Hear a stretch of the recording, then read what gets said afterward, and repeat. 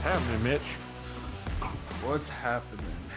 I got a frozen glass that's unfrosted. Yeah. We like those. We like those. Yeah. Let me see it again. Feels good. Let me see it again. Slowly dissipating. Yeah, it looks like it's frozen on the bottom, and it's just I like that. Whoop. Yeah. It's about to be uncool. What are you pouring in there, Mitch? Well, for today, let me see here. I freaked out for a second. We're using Zoom, so I had Audacity pulled up. I'm apparently in my own zone today, Richard. Nope. It's the holiday upon us. Yeah, tomorrow's Thanksgiving. Yeah, it is. And we've exchanged a couple texts, and I've canceled my transit to family just because some cases have hit too far close to home. So I said no. Yeah. And to help me get through this season is a very nice Revolution Brewing Cafe Death. Man, I should have got one of those. I didn't think about cooling those down. Those are still upstairs. Nice. Yeah, this is from that Chicago trip we took. A very brief interlude with masks. It was like we were going to rob beer. Mm-hmm. We walked in with hats and masks on, and we said, "Give us all your beer, but we're willing to pay for it." That's right. We're kind that way. Chicago has good beer. Munster, Indiana has good. I mean, just the places we went to had good beer, and I don't know if Nashville has good beer. I'm not sitting here saying that Nashville's lagging behind, but we don't have what's up there, so we want what's up there, and we get it when we go up there. Yeah. What do you got on deck for today? I've got a Southern Grist collaboration, Hungry Brewer's Treasure, a salted nut roll imperial stout. Whoa. Collaboration brew with Brick City, which is based out of New Jersey, I think. Hold on, let me look. That's cool. Brick City, Little Ferry, New Jersey. Yeah. I have had no beers by those guys, but they have an average of 4 out of 5 on Untapped. And that's pretty good to have a rating that high on Untapped as your average overall beers for the brewery.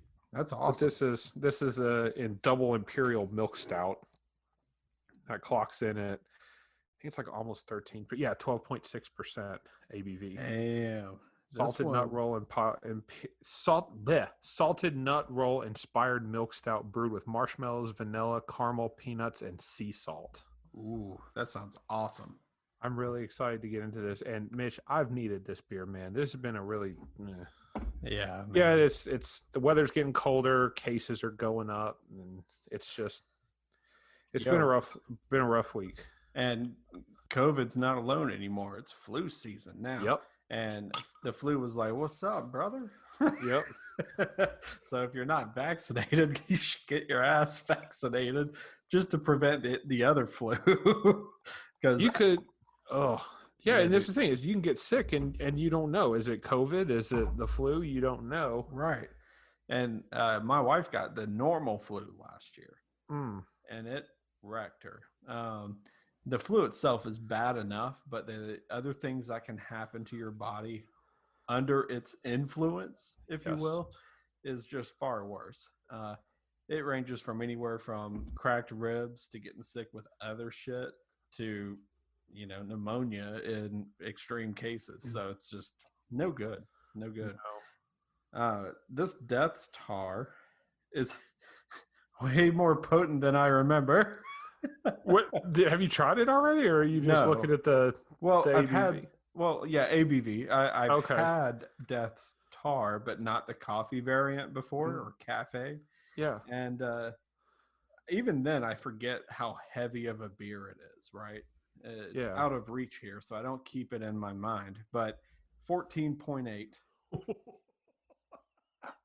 Yes. Yeah. Damn, dude. That is awesome. So they've got a brief description here on the can. It's called, or what they've put here is a weaponized quantity of freshly roasted whole bean coffee from independent Chicago roasters imbues our Death Star barrel aged imperial stout with assertive coffee aromatics without overshadowing the base beer on the palate. Pair with rich food or enjoy on its own. Keep cold. Enjoy now. We mean it. We So mean it. I'm curious, man. Yeah, I've not had that before. 14.8%. Man, the regular Death Star, I have to go back and see what I gave that just because it has been a while. Oh yeah, four and a quarter. Like it was a solid beer. I love the Death Star series from Revolution, but I think that's the only one I've had. I don't think I've had anything else other than Death Star in that series. Yeah, same. But what did you? Cafe Death.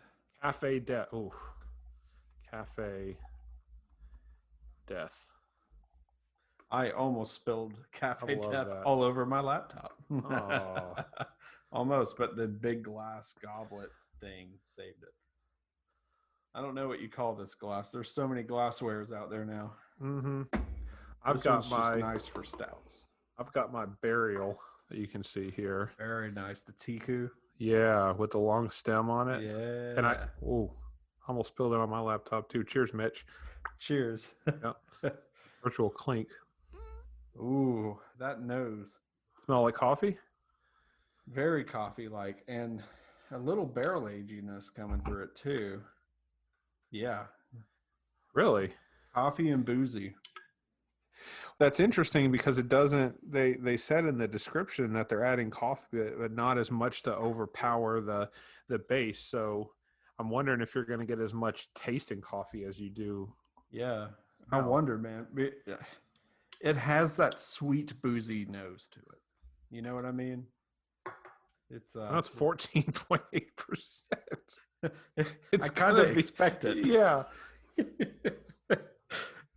How's your smell? Heavier? That's heavier than mine, man.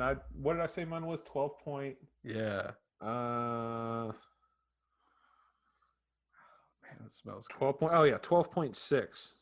Brewer's Treasure Salted Nut Roll Imperial Stout with pecans, marshmallows. It smells like salted caramel. With honestly with some marshmallows. The nose smells exactly like what the description states. Wow. Southern Grist is good on that though. Mm-hmm. Yeah, they're really good at layering. Southern Grist is great with layering and flavors of beer. It takes a lot of skill to be able to put, let's see, reading through the description again. Salted nut, marshmallows, vanilla, caramel, peanuts, and sea salt. Being able to put all of that in a beer and layer it appropriately so it's not just all one single taste at once. Some of them blend together and they're designed to, but most Southern Grist beers have those stages, right? From the sip, from the first time you take it until the end of it, where you just get different levels of flavor. I'm really hoping I get that with this beer because it smells amazing. God, yeah, dude. Let's dive into these. Let's do it. Tasted beverages. I had to snort it one more time.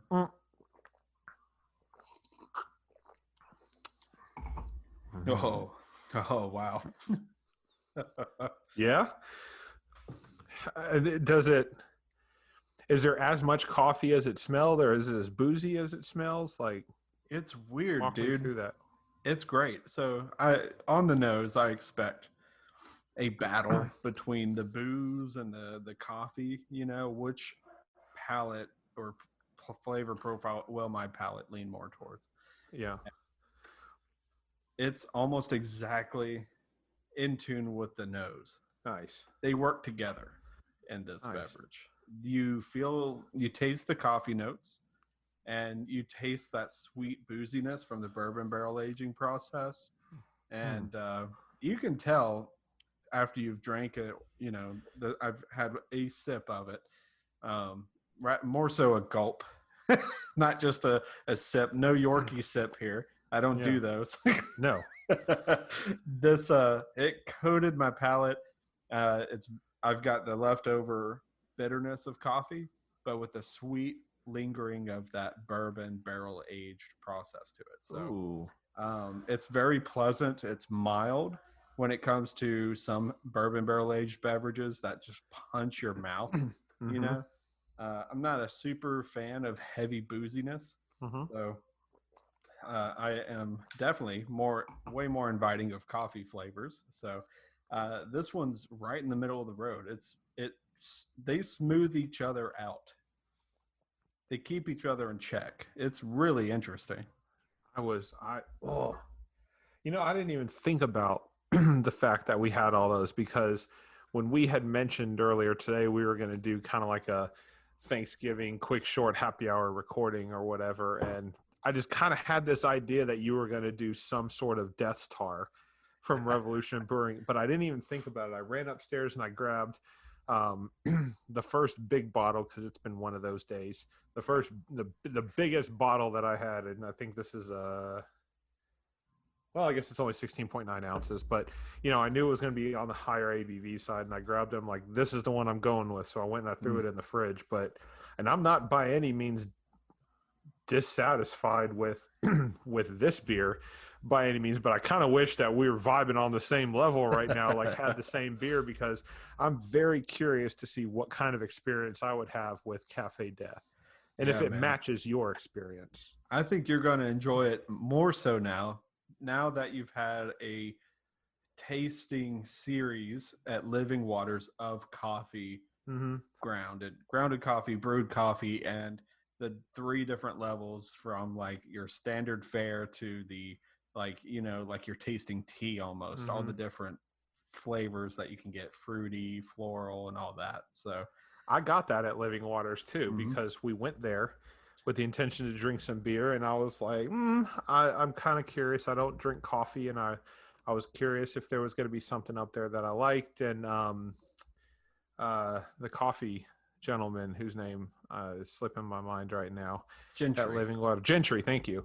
He I went over, I asked him, hey, I'm Richard, and he's like, yeah, I know who you are. He just knew who I was, and Yeah. I told him, I was like, I don't like coffee, but my boy Mitch over there loves it, and he just can't stop talking about how great the coffee is here, and I just wonder if you could make me something. And I don't remember what it was that I had, but it was a very gentleman-like presentation. It was cold brewed or it was cold coffee. It was with an ice cube. It had an orange in it that I think was Oh, caramelized with like a yeah. yeah, One-Eyed Jack, I think one-eyed was the name. Jack. It's a seasonal, and it is. I think it's done in rotation this week. Hmm. Yeah. I Uh, wonder if I doubt they're open tomorrow, but if they were, I wouldn't mind going up there and getting coffee in the morning.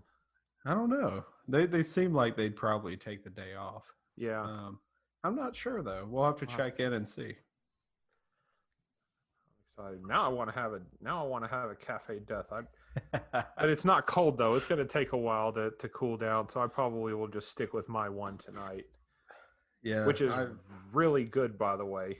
tell us about it, because it's got a lot to get through with a candy bar. It's like, It does. yeah. There's a lot of flavors that I was really hoping were not going to compete, but would work nicely together.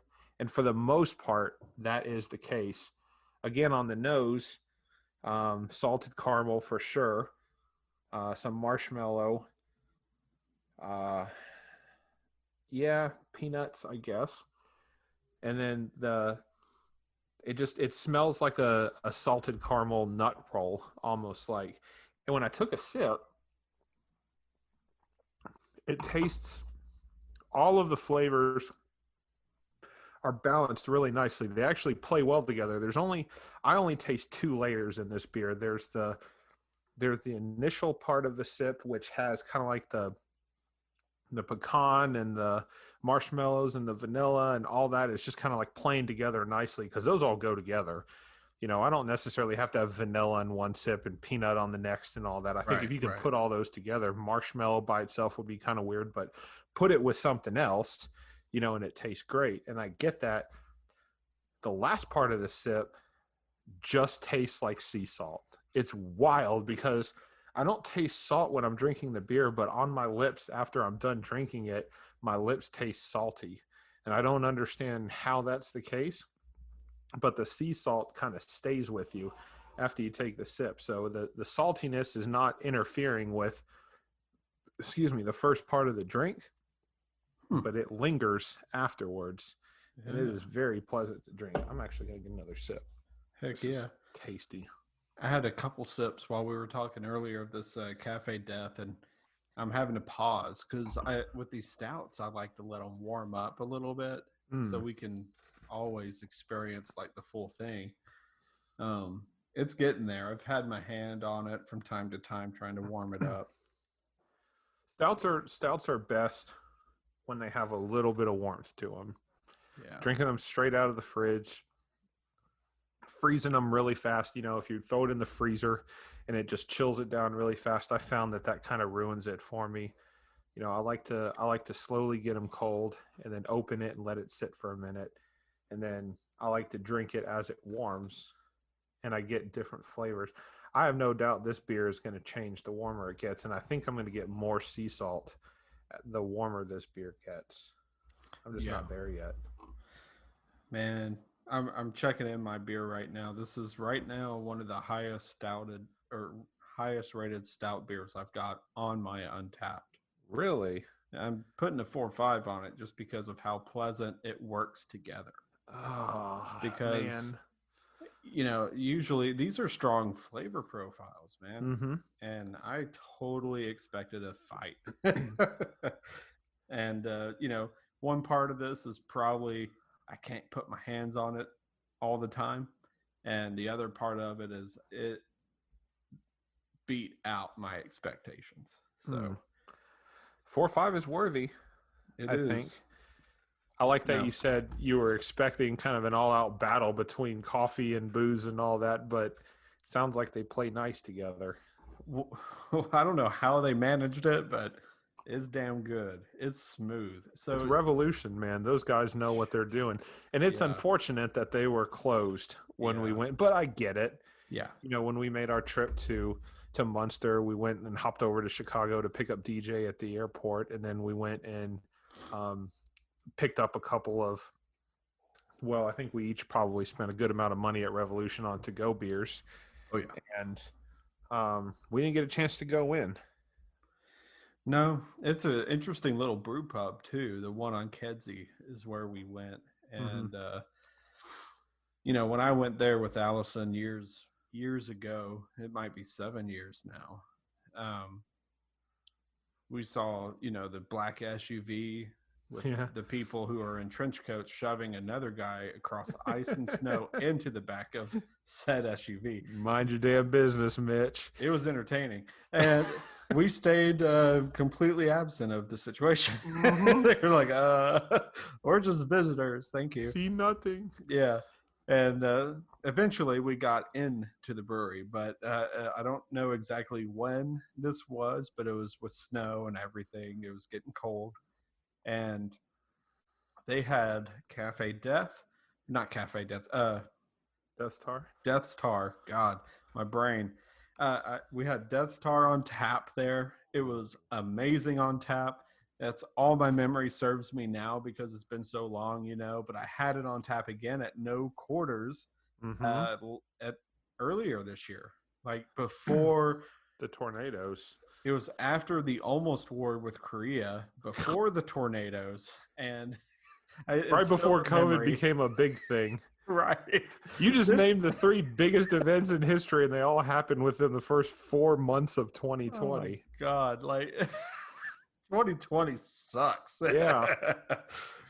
It's wild, dude. And tornado was no joke. It took out the whole No Quarters facility. We were hoping for the best that they could reopen, and it's just city stuff and other things got in the way. Thankfully, no pinball machines were hurt in the process. So, the main interesting air of the place didn't get affected.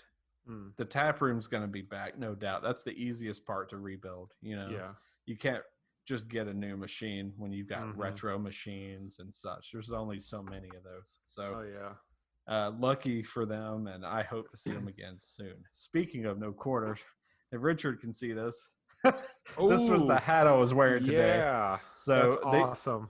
for people listening, if you've not been to No Quarter, it's a pinball dive bar kind of scene there. So good. Not open yet, as far as I know, again, but they do have merch available, and it helps supports them, and you can also donate to staff, which I did during the tornado and a little bit in the pandemic, but the year's getting tighter and tighter. Yep. As we all know. Yep. So it's and I think and this is something that somebody I know we want to talk to at some point, but the Instagram handle Baker and the Beard is he's a guy that I know he's close with Zilla's Pit Barbecue, and he's really close with the No Quarter guys, but I think he bartends over at Yazoo right now, but he used to bartend at No Quarter before the tornado as well. So I know, just being able to see a guy that can do so well at pairing certain kinds of food with certain beers is a skill, and it's an art, and he's really good at it. And not to mention, we had a great time. I think I've been to No Quarters 3 times total. Yeah. It was such a cool experience. And I'm not really that big of a pinball guy. I just like the nostalgia of the place because it feels very old school arcade when you walk in, but there's just a bunch of pinball machines and then a bar with tons of craft beer. And then they always have a good food truck out there. Zilla was out there with his barbecue pit multiple times. It's just a good place to go. Wasn't that the first time we both had Living Waters beer? Mm-hmm. First time for me. Yeah. Was that the IPA with? Yeah, it was. I don't remember which IPA it was. But so yeah, on our recording with might have been Yosemite with Citra, right? Yeah, it wasn't the Galaxy one. It was whichever their original Yosemite was. Okay, that's right. It was Yosemite with Galaxy that I really liked. That's right. Yeah, that's right. Both of them were solid. Yosemite with Galaxy takes the cake out of the two for me. Definitely. That was the first time I had Living Waters. I didn't even know who the guys were. And I was like, oh, it's an IPA I haven't had before. I got it, and I took a sip, and I was like, oh, this is amazing. I want more of this beer. Yeah. I have a feeling I had it too, but before I did the one that you got IPA-wise, I hit other beers, and by that point, I was Zilla's Barbecue and several beers in. So I'm assuming I had a Living Waters beverage at that point. You may not remember all of it. Right. But regardless, it's what led me to the brewery and to their coffee shop. And from there on, I've mainly went there for beer. Yeah. They've quickly grown to be a favorite. And they've got their first barrel age stout dropping Friday, I think, right? Yes, I was going to say 27th. I think it is. You're right. That is Friday. Yeah. So we may want to go see if we can pick that up. I'm actually we're debating going back and forth, but our family's wanting us to have Thanksgiving, and there's not going to be a lot of people there. It's just going to be my parents and my older sister and her husband. So just those 4 people. And I think we're going to end up traveling down, but I may see if I can get online and order the barrel age stout from Living Waters and then go pick it up when I return on Sunday. Yeah. I'm going to try to remember to get it this time. We were an hour late for, who we mentioned earlier, Baker and the Beard. And he was there when we went to, if we were able to pick up. But Zilla was there with his, what were coffee? They called? It was the coffee rubbed beef ribs, whatever they were. Oh, they were so tasty. It was awesome. Yeah. So we paired it with Millie. Yeah. Yeah. So that was his suggestion to you while you guys waited in line for the barbecue. And oh my God. Was not a disappointment at all. It was so good. Yes. It was a great stout to have with some great barbecue. I wish I could have a freezer packed full of barbecue from Zilla, man. Man. He makes some damn good brisket. Yeah, we need to talk to Perm one of these days. He'd be wild to have on the show.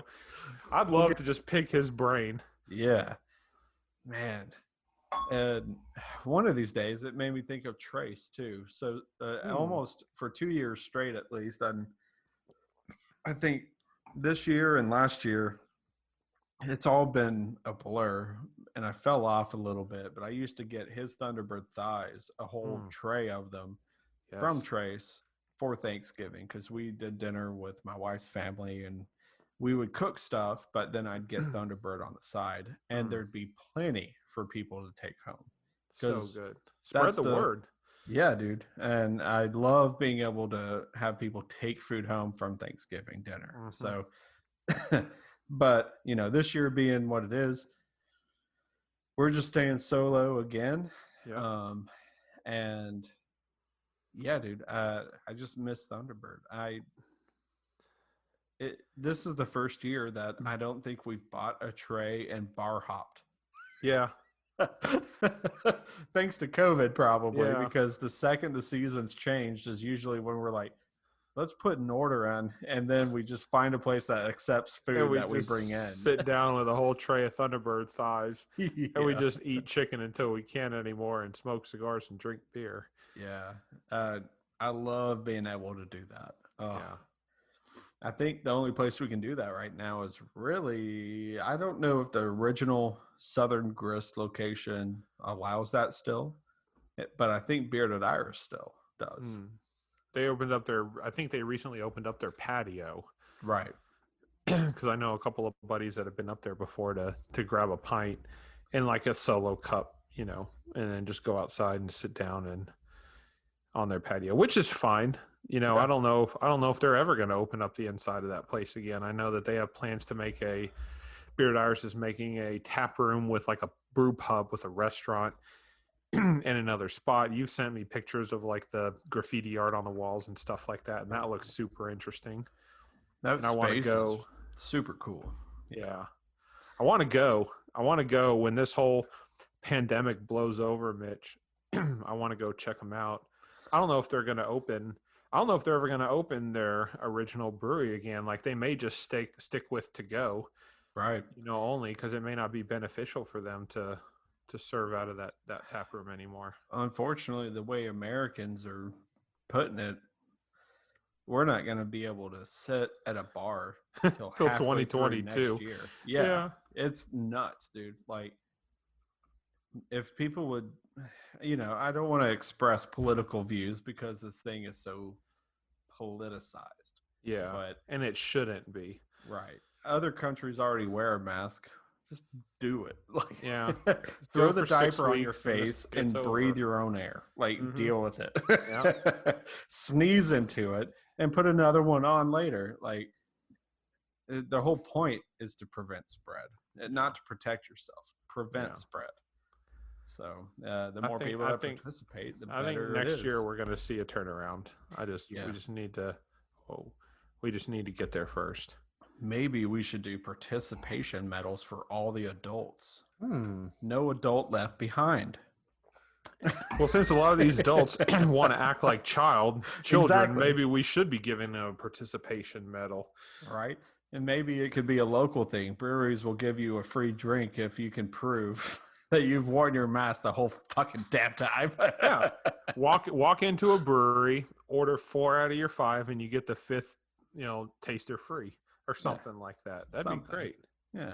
Hey, I'm going to say, I'm not to cut over, but this beer has warmed up some, and I've been drinking it a little bit, and it is extremely salty.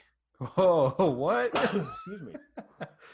Like, is it salty like a candy bar salty, or like someone poured a coarse ground salt on it? No, this is salty in a good way. Okay. It tastes like... It almost tastes like the Snickers bar without the peanut butter in it. Ooh. It's odd. I kind of predicted that in the beginning, as this beer warmed up, it was going to get saltier and saltier, and it is doing that. Like the peanuts really coming through right now. Nice. And the sea salt is like really potent. It used to be kind of an afterthought on the sip. Like after I drank the sip and it kind of settled a little bit, then my lips would kind of taste a little salty, or there would kind of be a little bit of sea salt lingering on it. But I don't even get to finish the sip anymore. And it's just like right in my face. Ooh. The sea salt. I think this beer has really opened up the warmer that it got. Is that I'm trying to remember. Is it the 55 degrees is like the magic hour, as it were, for beer at temperature, stout beers? I don't know. It was somewhere in the mid 50s. So Yeah. I mean, you probably are right. But taking it straight out of the fridge when it's 34, 35 degrees is probably a little too cold. I'd say by the time we got into it, it was probably around in the mid 40s. Hmm. But it definitely has warmed up since we've started talking, and the flavor is completely different. Like, it doesn't even taste like the same beer anymore So because give I've it been a drinking it. sniff. Does it smell any different? Mm-mm. Okay. Mine, No. Cafe Death has changed a little bit. Mm. Boozier on the nose. Smell only or in taste as well? Smell only right now. Huh. I'll go ahead and taste.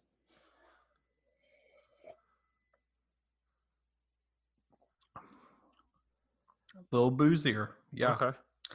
So the as it warms up, I do get a lot more of that booziness.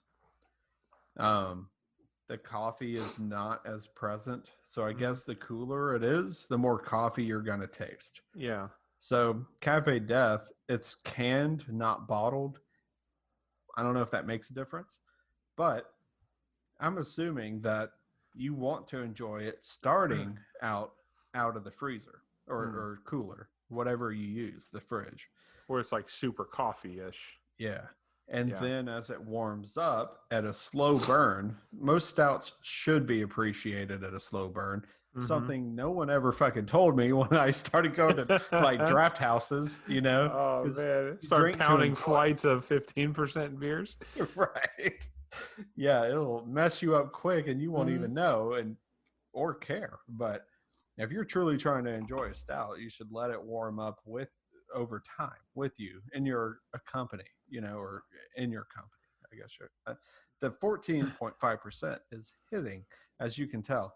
Mm. But yeah, it's a lot boozier, but it's not unpleasant. I'm pretty sensitive to like really boozy stuff because I haven't really sought that after a while. Speaking of, there's another beer release that I constantly fail at getting coming out this Friday. Mm. It's the most annoying bird in the world. Goose or geese. Oh, Bourbon County. It's Bourbon County's coming out this year. Yes. And I constantly miss out on Bourbon County stouts. You know what I mean? And they have So so many now. yeah, so I'm gonna check with Brandon at Total Bev. Shout out to Total Beverage in Murfreesboro. They always have the beers that I'm looking for. I'm going to message him tomorrow and ask him if he can kind of, when they get some in, because they always get, and last year they got different variants as well. They got a barley wine, Bourbon County, then they got the what else do they have? I don't think it was a salted caramel. There was a barley wine, there was the regular, and there was like a honey Yeah. something Bourbon County stout. And I just remember that we drank all of them together. I'm going to see, and they got them in, so I'm going to see if the guys at Total Bev can hook us up and save one for us so I can come in and get it. We will get some this year. Okay. I'll make sure of that. It's man. So I'm gonna check one person as well. I know somebody who knew a person that stored several Bourbon County stouts, Mm. and I drank almost one per D&D session. Shit. It was great. It definitely made me act as a character in D&D. Mm-hmm. But they might have more. If they do, I'll try to get my hands on those. And if they have any more, I'll be able to. We might have 2-year-old Bourbon County stouts Ooh, that'd be great. to put with these fresh ones. So, but I forget what they got this year. I haven't looked it up, Mm-mm. but I have been notified by 3 or 4 different places that they've got their shipments in. Okay. They can't sell it till Black Friday, but Is that a thing? I guess for Goose Island it is. Huh. but some people in New York already have them in hand. Okay. So I don't really know if that's like a Tennessee district thing or what. I don't know. I'm not privy to how that shit goes, but it's a little weird because I already see if someone's offering, deals and people are willing to trade, but these prices on these beers outsell Dark Lord beers. Mm-hmm. It just seems weird to me that it would, but Yeah. yeah, There's beers getting more expensive. They're moving away from this. It started out with mass produced production beer with the same thing with millions of barrels. And then they moved into something a little bit smaller. And then it was kind of like Untapped became a thing where it was how many different beers can you try? So a lot of these breweries started scaling back on constant releases and started moving a lot of their stuff to like seasonals. And then from seasonals, they said, it's not selling so well anymore. So then they just started doing one-offs every once in a while. And then only the strong have stayed around. Bourbon County Stout is one of them that stays around. KBS from Founders has been a yearly release. I feel like 120 Minute from Dogfish Head is kind of a little played out, but they still, it's still a biannual release. mm-hmm. And so like the strong players for the most part have stayed around with that, but most of these smaller breweries are going to, like single batches. Like this is what we're brewing and it's done. Yeah. You can't get it anymore. And Bearded Iris was kind of in Nashville was kind of the leader in that in the beginning, because they were like, hey, new IPA every other week. And then you found one that you liked and you're like, oh, I wish I could have that. And then like 6 months later, they're like, hey, this is back. And you got really excited to go get it again. And so they're kind of finding their niche about what's the best beers and when to release them. Yeah. That's kind of what the craft beer scene has moved to. It is. It's like, what's hot right now? It's like Mugatu from Zoolander. That's so hot right now. I haven't seen that movie in a while. Ben Still, I love Zoolander, man. That's a great movie. He looked left. Stupid. Uh-huh. The gasoline scene is the first thing I remember from most of the Zoolander stuff is when they're spraying each other with gasoline. And so dumb. It's ridiculous. But this beer has been awesome. Yeah, I just took the last sip of mine, and there's actually like resin. There's like a stain in the glass because it was so heavy. It just kind of sits. I'm rating this beer. I think you said on yours, are you sticking with your 4 or 5? Yeah. Even when the booziness took over, it wasn't overpowering. Nice. It stays smooth overall. That's great. And I get a great taste of that bourbon taste on almost every part of the tongue. It's weird, but whoever was behind the Cafe Death knocked it out of the park, dude. They knew what they were doing. Yeah. I'm trying to figure out what I'm going to give this one. I'm struggling between a 4 and a 4.25.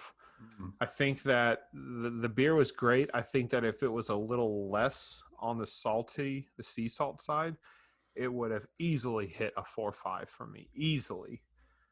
Which in that range, you're only talking about 1 or 2 minor increments, small changes before you hit the perfect beer for me. Right. I think I'm going to go with a 4 on this beer.